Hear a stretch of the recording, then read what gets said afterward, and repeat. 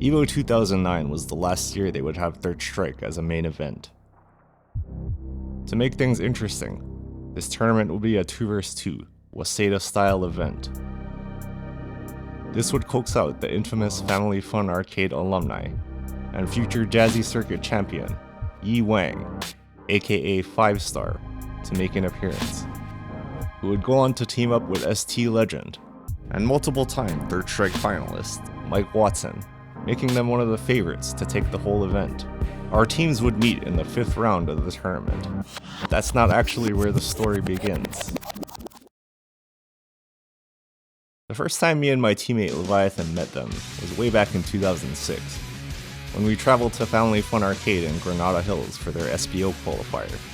This was also the first time we were exposed to any kind of play outside of Hawaii, and we immediately noticed that the speed of the play was much faster than what we were used to back home. It seemed to be a style of play that sacrificed good, or proper decision making, for raw speed. And we were quick to realize that even if you make a bad play, if your opponent hasn't reacted yet, it becomes the right play. We'd later dub this the Cali style. Maybe it was just specific to the FFA scene, but you'll notice that the top players in a region will generally dictate the style. And since Yi was one of their top guys, he really epitomized that type of play.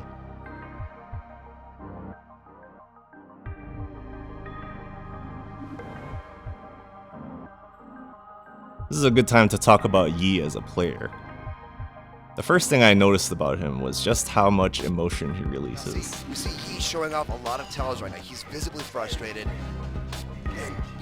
Yi is a momentum-based, flow-state player, with a very intimidating style. Once he gets confident, it's really hard to stop the onslaught. Just look at those ferocious button presses. Anyway, let's get into our first match. Ken vs Remy is an interesting match because it can vary so much. Generally, Remy wants to slow the match down and keep Ken out till he can lock him down in the corner. Now, one of the mistakes I made here was testing Yi with the cold blue kick. I tend to go heavy on the cold blue kick when I play someone new just to see if I can get away with it. Take note of his response to being put in the corner.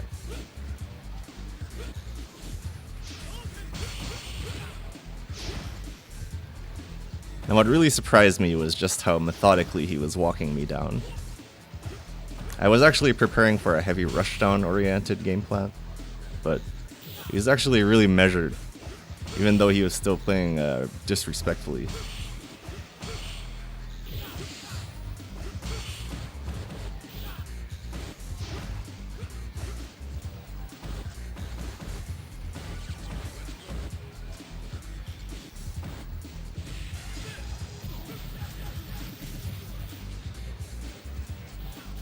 And just a side note, I love how they put my full name up there.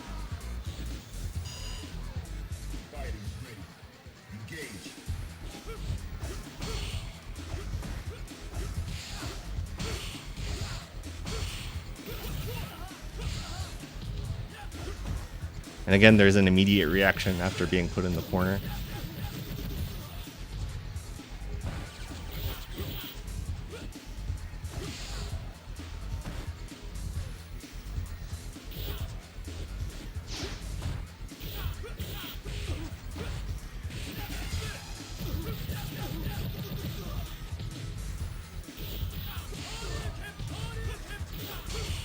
And keep those option parries in mind. It's a very typical strategy to tick a reverse tick into a parry, since Ken has all kinds of ways to confirm off of it.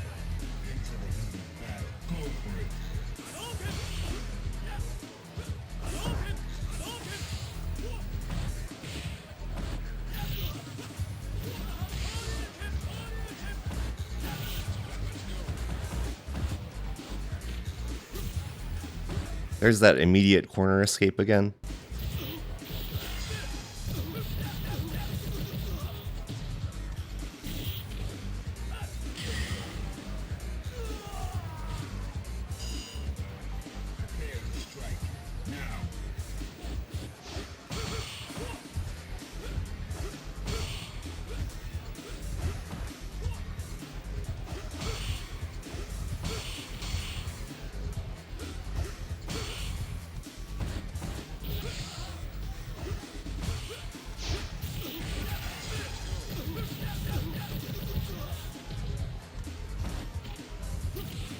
Now, this is what really solidified to me what kind of player he is. Anytime you get a 1-up on him, he tries to get you back immediately to regain momentum. He's never willing to let you get away with winning an interaction.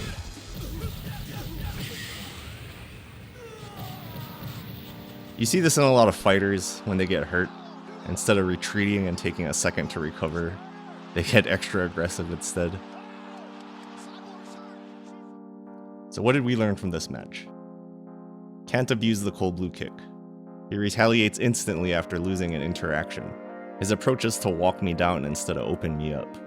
And he's allergic to the corner. A good player will take the throw again. What does the top player do? Jump right out.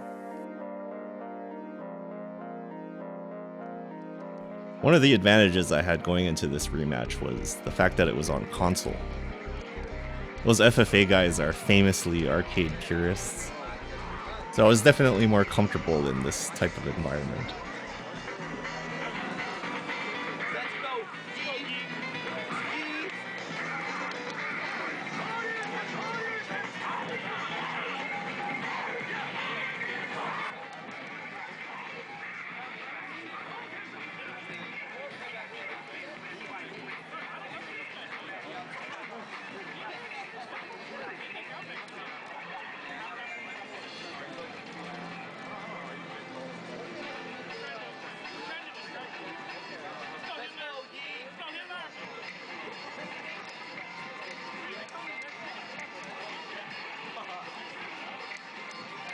Right away you'll notice that I removed the cold blue kick from my game plan.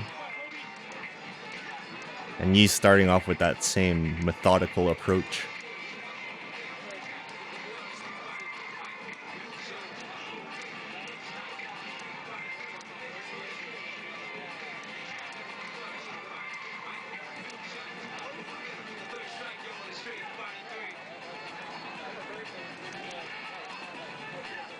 I also changed my response to the tick pressure. You'll see me attempt a lot of grabs to avoid those option parries.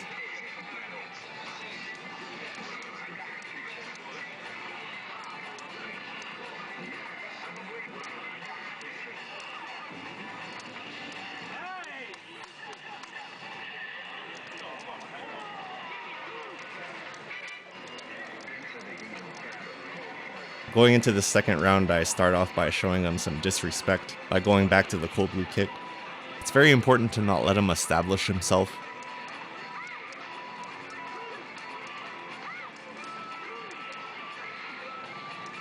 Again, he's still walking me down, but I don't mind this pace.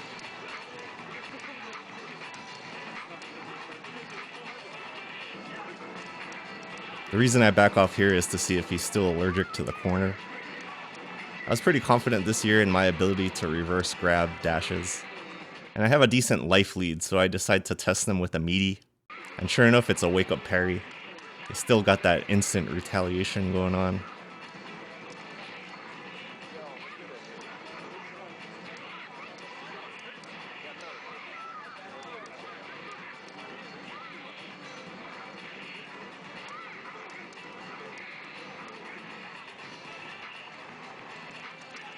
Again, I was trying to avoid the option parry with a grab, but I missed the Kara.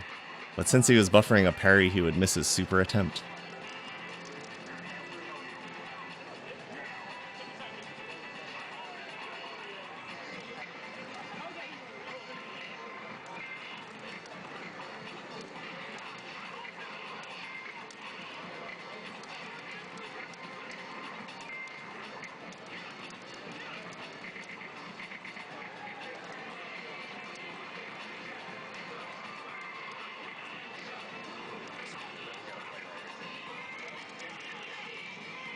And here's another execution error by Yi. He was trying to react to the whiff grab with a super attempt, but he was already mid-dash. And these angry button presses are a clue that he's starting to get frustrated. I'm starting to take advantage of his jumping habit here with the EX cold blue kick. This is the one and only time I would press the advantage with the early jump roundhouse setup, and immediately I would back off and deny him the opportunity to guess. This has a pretty significant effect, as he's now abandoned his original approach. trading it for aggressive jumps and dashes. And that corner escape definitely caused some added frustration.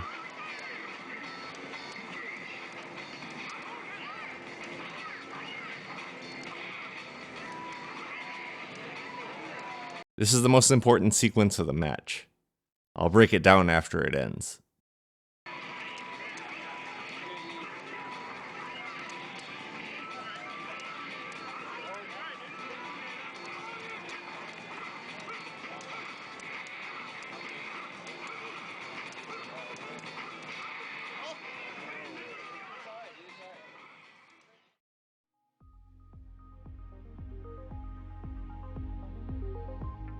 After landing a grab, he would attempt an overhead, which was then blocked, leading into a failed short change super attempt, followed by a cross-up into another missed super, and yet another failure to convert. The rest of the match would consist of multiple failed attempts to perform an EX fireball.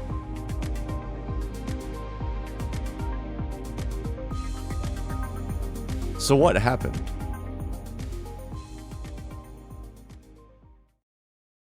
You could argue that both the strength and weakness of a flow state player is the lack of thinking that goes into their performance. This is known as implicit thought, meaning their actions and reactions are being unconsciously influenced by procedural memory. At its best, implicit thought allows one to act quickly and with confidence. But if you can somehow get them to switch to thinking explicitly, meaning a conscious attempt to recall memory, they can be taken out of flow state, drastically reducing their effectiveness. How did I achieve this? Let's take another look at the final sequence. Hold it. One more. After missing the super off the short chain, the automatic response is to continue the attack by jumping. Normally, this would be a fairly safe option, since the collision detection doesn't normally allow for Ken to cross up Remy in the corner. Ideally, this would give the Ken another hit or grab mix-up attempt after landing in front. However, in this sequence, I would take a micro step forward at the last second, causing an unexpected cross-up. Most likely, 5-star was preparing to buffer the super in the opposite direction, leading to this second failed conversion. Again, his auto response to jump out of the corner kicks in, but take a look at the trajectory. Ken appears to be en route to cross up Remy, but this is just an illusion created by me with the forward stepping animation of the Light of Virtue. This puts Yi in a similar situation with the super buffer, leading to the third and final failed super attempt. Whether he was consciously aware of the cross-up being the issue or not, this last interaction would cause Yi to switch to explicit thinking mode, indicated by the short pause before the DP. Don't pay attention to the missed punish attempt. We'll go over that later. Now being consciously focused on his execution, yet still having the automatic response of repeating attacks, he would be put into a mental loop, needing to perform the EX fireball before anything else. Me, of course, being aware of this, would continue to throw projectiles until it was over. But that's not all. I've touched on this earlier, but Yi tends to have very dramatic physical reactions, to the point of letting go of the controller in some cases. This highlights another difference between the arcade cabinet and console play. Arcade controls are in a fixed position, while a commercial stick will tend to shift and slide around, especially by making those big gestures. Because of 5-star's emotional nature and the building frustration, the last few sequences would cause him to act out those reactions. The shift to explicit memory, combined with the controller now being in a different position, would lead to his ability to execute being doubly compromised. Let's recap. 1. Allow frustration to build by denying the opportunity to retaliate. 2. Get hit in such a way that would rile Yi up enough to make dramatic physical movements, and shift his controller position. He's trying to gas Khabib out because he's taking shots. I don't think he's trying to gas Khabib out. I think he's getting smashed. And 3. Take advantage of the automatic corner jumping reaction to take another hit in a similar situation to get him thinking explicitly about the execution. Now I'm angry!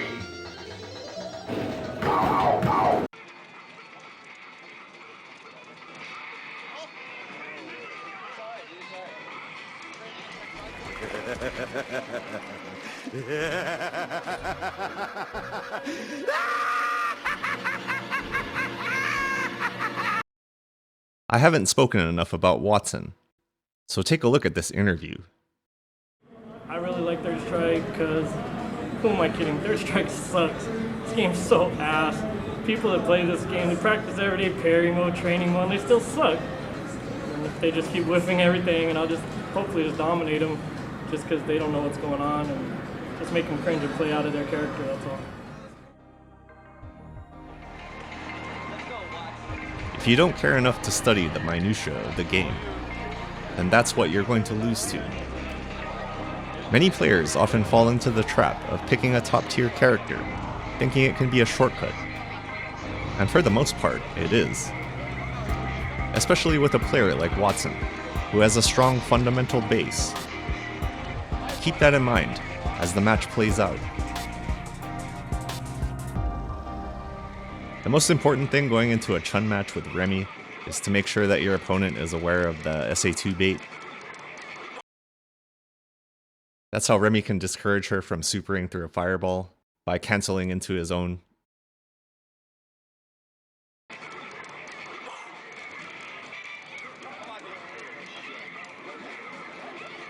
Now, early game before she gets meter, Remy is able to contest with crouching medium kick and the double sweep.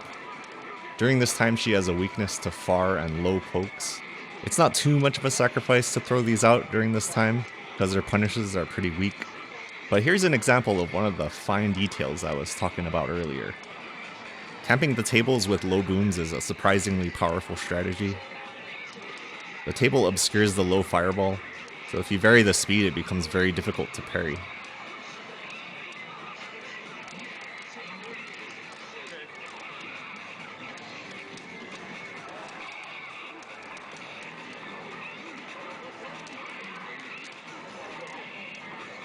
I should also note that, especially at the time, Remy was a pretty rare matchup to come across. And not only that, he clearly hasn't studied the match.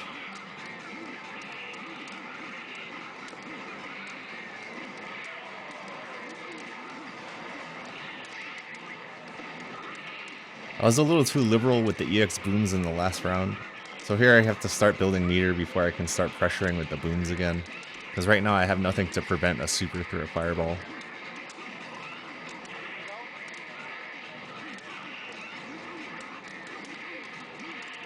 I could have converted into a super off the overhead here, but I chose to hold on to the meter for the deterrent. And they would decide to spend it here. You would be forgiven for thinking this is a missed hit confirm. As I said before, we would be coming back to that supposed missed punish attempt. Snake style is an ancient technique that allows one to subtly influence or control another's actions through mimicry. Due to my mastery of this technique, not only did I purposefully allow my opponent to be unscathed, the snake style technique causes them to mimic the supposed poor execution, granting me an advantage in future situations.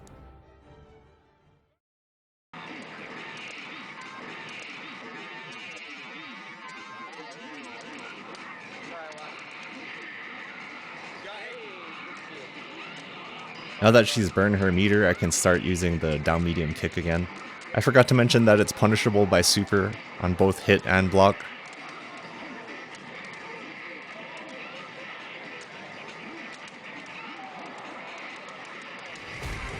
And there it is. I knew he was going to UOH. I knew it the whole time.